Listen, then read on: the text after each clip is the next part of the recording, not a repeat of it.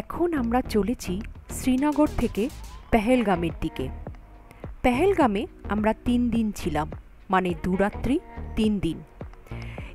আমরা এর আগে শ্রীনগরে কি কি দেখেছি, কোথায় উঠেছি, গুলমার্গে আমরা কি কি দেখেছিলাম, দুধপাত্রিতে আমরা কি কি করেছি, কি কি দেখেছি, সব কিছু কিন্তু অলরেডি আমি এর আগের কয়েকটা ব্লগে শেয়ার করে চলেছি।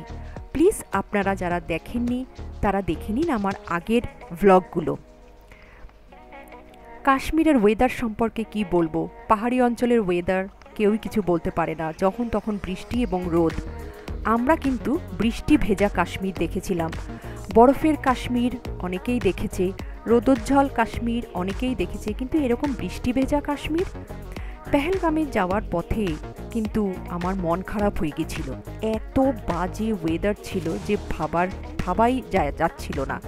আমার মনে হয়েছিল যে পেহেলগামে গিয়ে মনে হয় কিছুই আমরা দেখতে পাবো না, কিন্তু প্রাকৃতিক মানে সৌন্দর্য আমরা ঠিকই দেখতে পেয়েছি, প্রকৃতি আমাদের নিরাশ করেনি।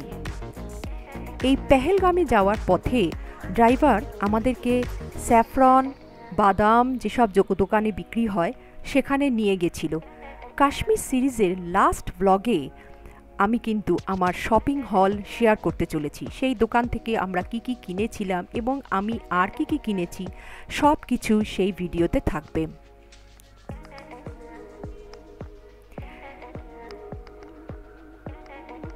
এরপর আমাদের ড্রাইভার একটা অ্যাপেলের গার্ডেনে নিয়ে গেছিল, যেখানে প্রচুর প্রচুর আপেল গাছ ছিল এবং পিওর আপেলের যে জুস সেটা আমাদের খাইয়েছিল। এবং এখানে প্রচুর জ্যাম, আচার সব কিছু পাওয়া যায়, ইচ্ছা করলে আপনারাও এখানে থেকে কিছু কিনতে পারেন। অপূর্ব ছিল এই অ্যাপেল গার্ডেন। কোনো বাড়ি, যত বাড়ি ছোট থেকে এরকম পাহাড়ি অঞ্চলে এই বড় বয়স অবধি এসেছি, আপেলের ফুলই আমরা দেখেছি, কিন্তু এইভাবে আপেলের গার্ডেনে গিয়ে এত কাছ থেকে আপেলের ফুল দেখা, আপেলের গাছ দেখা, সত্যি আমার কিন্তু এটা প্রথম অভিজ্ঞতা।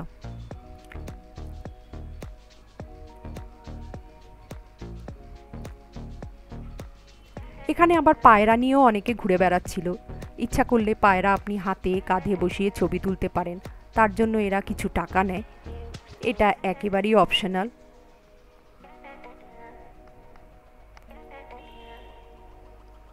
আপেলের গার্ডেন দেখে এমন মোহিত হয়ে গেছিলাম যে এগুলো কিছুই মানে মানা করতে পারিনি, আর মজাও লাগছিল বেশ।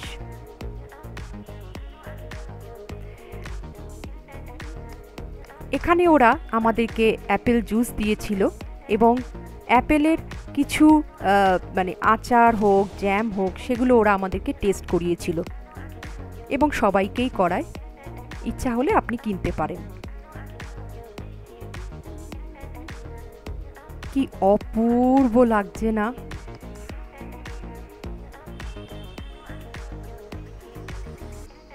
এই ছিল সব কিছু, ওরা একটু একটু করে দিয়েছিল টেস্ট করার জন্য, আর এটা ছিল পিওর অ্যাপেল জুস, দারুণ ছিল খেতে।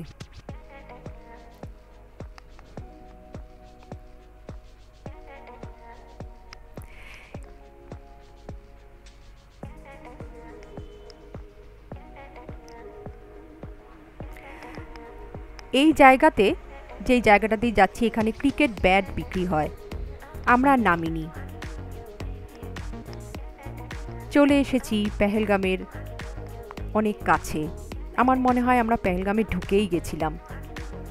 কি ওয়েদারের অবস্থা দেখুন!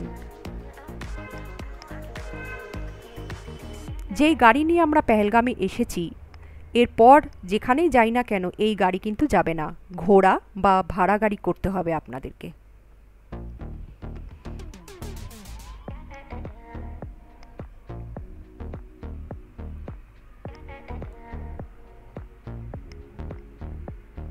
আমরা হোটেল হাইল্যান্ডসে ছিলাম, হোটেলটা ভালোই ছিল, খাওয়া দাওয়া মোটামুটি ছিল।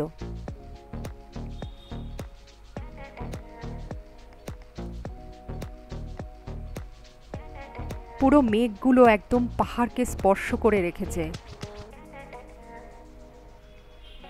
আর এগুলো সব ওয়ালনাট ট্রি।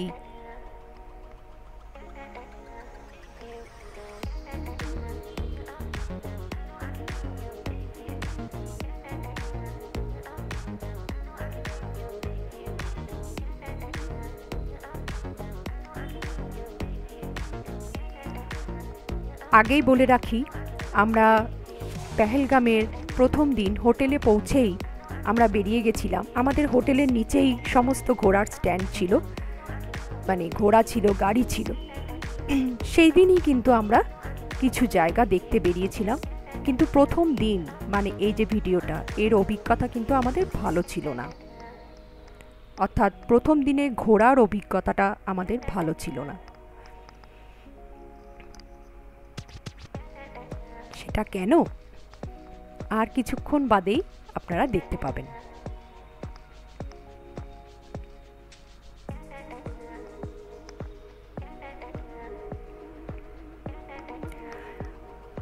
এখানে একটা কথা বলে রাখি, ঘোড়ার প্রাইস নিয়ে কিন্তু আপনারা দরাদরি করতে পারেন।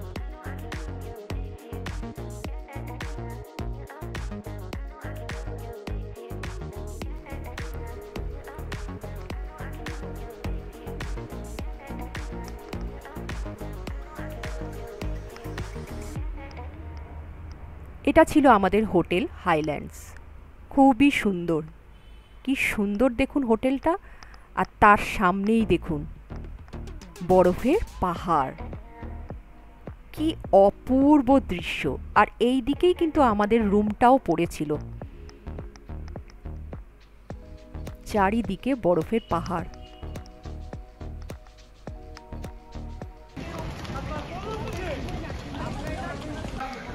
এটা হচ্ছে আমাদের হোটেল হাইল্যান্ড। এটা আমাদের হাইল্যান্ডের রুমের দরজা, এটা এন্ট্রি হচ্ছে।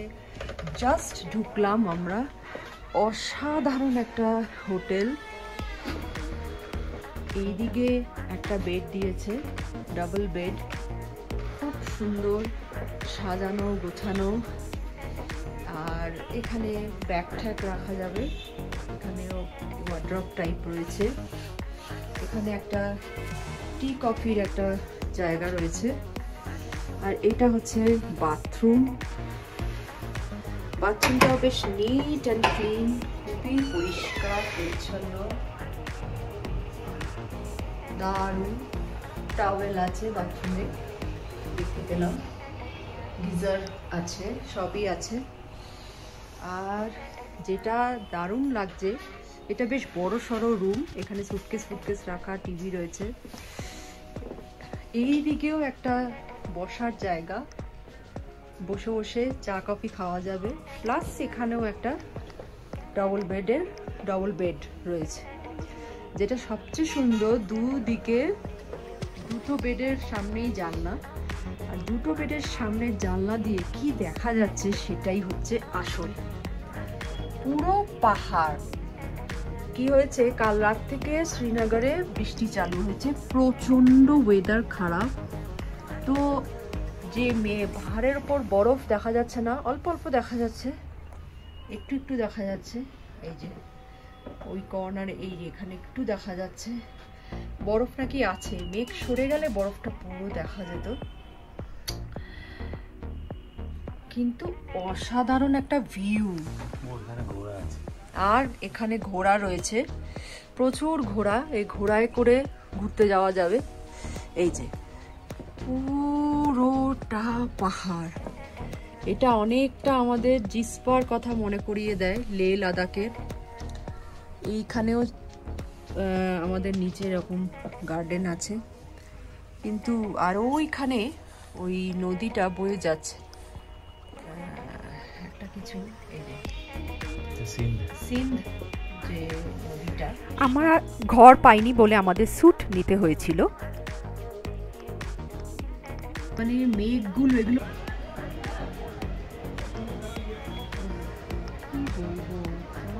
সুন্দর লাগছে। জাস্ট একবার ভিউটা দেখাচ্ছি আমাদের হোটেলের নিচ থেকে।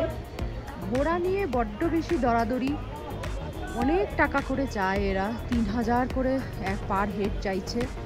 আমরা বোকা, কিছুই মানে দরাদরি করতে পারছি না।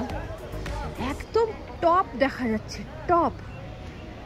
ওই যে এইটা হচ্ছে পাহাড়ের টপ, মানে কত উঁচু পাহাড়। জাস্ট মেঘের জন্য কিচ্ছু দেখা যাচ্ছে না, তাও নিরাশ করেনি, কত কিছু দেখতে পাচ্ছি। খুব ভালো লাগছে। এবার ঘোড়ায় গিয়ে দেখা যাক। আমরা 3টে জায়গা, 7টা জায়গা আছে, তার মধ্যে আমরা 3টে জায়গা চুজ করেছি। এবার দেখা যাক কি কি দেখতে পারি। যেটা বলছিলাম যে যেহেতু রুম ছিল না, সেজন্য আমরা স্যুট নিয়েছিলাম, কিন্তু এরকম ডবল বেডের আপনারা রুম নিতে পারেন। যারা 3-4 জন যাবেন তাদের জন্য ওরা এক্সট্রা বেড দিয়ে দেবে। এবারে আসি, যেটা বলছিলাম প্রথমেই, যে অভিজ্ঞতা ভালো ছিল না। আমরা ঘোড়া করেছিলাম। ঘোড়ায় আমাদের নিয়েছিল 7,000 টাকা, পার হেড 3,000 করে ওরা চাইছিল। আমরা দরাদরি করে 7,000 নিই। কিন্তু যেই রাস্তা দিয়ে ওরা আমাদের নিয়ে যাচ্ছিল, অলরেডি তখন 2:30-3টের টাইম হয়ে গেছে। রাস্তাটা একবার দেখুন। ওরা বলেছিল 2 জন ঘোড়াওয়ালা দিয়েছে 1 জন। পাশে কিন্তু খাদ এবং রাস্তা বলে কিছু নেই, এবড়ো খেবড়ো এবং পুরোটাই পাথরের, এবং এই ঘোড়া উঠছে ওপর দিকে। রাস্তা কাদা, স্লিপারি। আমার ঘোড়া অলরেডি অনেকবার ঠক্কর খেয়েছে। অ্যাক্সিডেন্ট বলে আসে না, মানে একটা অদ্ভুত ডেঞ্জারাস রাস্তা দিয়ে ওরা নিয়ে যাচ্ছিল। ये फर्स्ट प्लेस है डबल हंटिंग प्लेस। अच्छा। हाँ, जो महाराजा हरि सिंह था ना, किंग ऑफ द कश्मीर, यहाँ पे एक दिन से 2 शिकार किया, हिरन का, शेर का। अच्छा। डबल शिकार, इसलिए इसका हंटिंग प्लेस है। সত্যি কথা বলতে আমার কোনো কিছুই কানে ঢুকছিল না। এর আগে আমি লিটারালি কাঁদতে কাঁদতে এই এতটা দূর অবধি এসেছিলাম। এই ছেলেটা কোনোভাবেই ওরা আমাদেরকে ট্যাকেল করতে পারছিল না। আমার হাজব্যান্ড, আমি, মেয়ে ঘোড়া চালাতে পারি না, আনাড়ি। পাশে তাকিয়ে দেখুন খাদ, মানে প্রচণ্ড ভয় পেয়েছি। বলে না যে ঘোড়া রাইড মানে এনজয়, না, এনজয় ছিল না, আতঙ্ক ছিল, জাস্ট মৃত্যু ভয়। প্রচণ্ড ভয় পেয়ে ঠিক এই জায়গা থেকে আমরা ডিসিশন নেই যে আমরা ব্যাক করব এবং আমরা ফিরে যাই নিচে। আমরা আর যাব না ঠিক করি।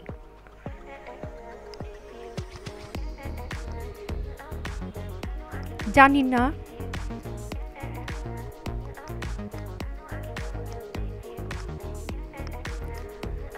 না যে ওই রাস্তা দিয়ে ওই রকমভাবে অনেকেই যাচ্ছিল, কিন্তু আমরা আর যাইনি।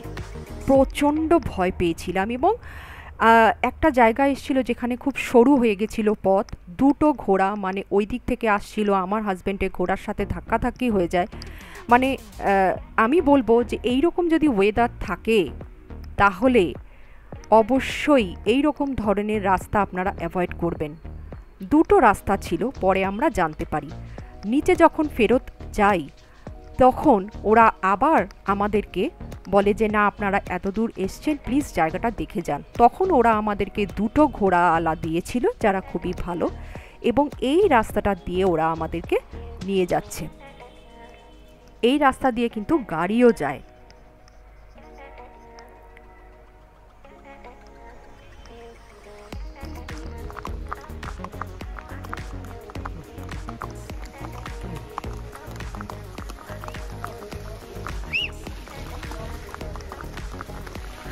জানি না এই গাড়িগুলো লোকাল গাড়ি হবে, কিন্তু গাড়ি নিয়ে কিন্তু ওপরে যাওয়া যায় না, ঘোড়া করেই আপনাকে যেতে হবে।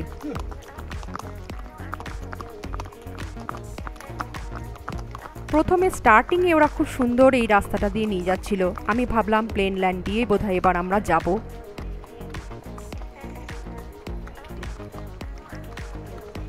কিন্তু দেখুন আবার সেই রাস্তায় চলে এসেছি। কিন্তু তাও আমি বলবো এই রাস্তা সেই রাস্তার থেকে অনেক অনেক বেটার ছিল। তো ভালো রাস্তা দিয়েই কিন্তু সেদিন আমাদের নিয়ে যাওয়া উচিত ছিল। যেহেতু সবাই যাচ্ছিল সেই জন্য ওরা নিয়ে যাচ্ছিল। কিন্তু এরাও কিন্তু বেশ কিছুটা পথ যাওয়ার পর আবার ওরা জঙ্গলের রাস্তা ধরে, এবং সেটাও কিন্তু অতি ভয়ঙ্কর ছিল। ভিডিও অন করে, ক্যামেরা অন করে যে ছবি তুলব সেই মানসিকতা আমাদের তখন ছিল না। আমরা ওদের বললাম যে আমরা আর যেতে চাই না, প্লিজ ব্যাক করো। কিন্তু ওরা আমাদের কথা প্রায় শোনেইনি। ওরা বলল যে না, এসছেন যখন আপনারা চলুন শেষ অবধি। শেষ অবধি ওপরে গিয়ে আমরা কি দেখতে পেয়েছি সেটাই আপনাদের একবার দেখাবো। এটা ছিল কাশ্মীর ভ্যালি। একেবারেই মানে কিছুই দেখতে পাইনি, এবং জাস্ট পয়েন্টগুলো ওরাই মনে হয় যে ক্রিয়েট করেছে। আলটিমেটলি পয়েন্ট বলে সেরকম কিছু নেই, একটা ঝর্ণা। এই ঝর্ণাটাও কিন্তু ওরা ওই 7টা পয়েন্টের মধ্যে এগুলো সব আছে, ওরা দেখায়। আমরা এগুলো বাছিনি, আমরা মিনি সুইজারল্যান্ড বেছেছিলাম এবং কাশ্মীর ভ্যালি, আমরা 3টে জায়গা বেছেছিলাম। তাই জন্য আমাদেরকে ওরা হয়তো নিচ দিয়ে নিয়ে যায়নি, কিন্তু এই ঝর্ণার আওয়াজ ঠাওয়াজ আমরা সবই শুনতে পাচ্ছিলাম। কিন্তু তখন না এতটাই ভয় পেয়েছি এবং অতক্ষণ ধরে কনস্ট্যান্ট ঘোড়ায় জার্নি করছি, প্রচণ্ড টায়ার্ড, জাস্ট মনে হচ্ছিল যে কখন আমরা নামবো। এরপরেই ওরা সেই একটা মানে বিচ্ছিরি জঙ্গলের রাস্তা ছিল না, আসলে একটা জঙ্গল ছিল, পাহাড়ের ওপর খাদ। কিভাবে যে সেদিন মিনি সুইজারল্যান্ডে পৌঁছেছিলাম সে আর বলার না। ইচ্ছা করলে আপনারা কিন্তু এটা স্কিপ করতে পারেন, কিন্তু ওয়েদার যদি ভালো থাকে তাহলে যেতেই পারেন। কিন্তু মিনি সুইজারল্যান্ডে সেরকম কিছু নেই, এই রাস্তায় পড়বে দুনো ভ্যালি, সেটা অবশ্যই কিন্তু যেতে পারেন। আমরা যাইনি। দেখুন ওপরে উঠে, মিনি সুইজারল্যান্ডে উঠে আমাদের অবস্থাটা দেখুন, বরফে জমে গেছি এবং কি দেখতে পাচ্ছি, পুরো টাকাটাই আমাদের জলে গেছে। প্লাস এই ঘোড়াওয়ালারা ফেরার পথে আমাদের কাছ থেকে টিপস 2000 টাকা প্রায় চেয়েই নিল। যাই হোক, সব কিছু মিলিয়ে টাকা জলে। এই আমরা মিনি সুইজারল্যান্ড দেখতে পেয়েছি। প্রথম দিনের অভিজ্ঞতা ভীষণই খারাপ, কিন্তু দ্বিতীয় দিনের অভিজ্ঞতা মানে পয়সা ওয়াসুল পারফরমেন্স ছিল। সেটা হলো বেতাব ভ্যালি, অপূর্ব সুন্দর ছিল। আরু ভ্যালি, চন্দনওয়ারি আর বেতাব ভ্যালি গেছিলাম আমরা নেক্সট ডেতে। তো প্লিজ এর পরের ভিডিওতে আমি সেগুলো শেয়ার করব, আপনারা দেখতে ভুলবেন না।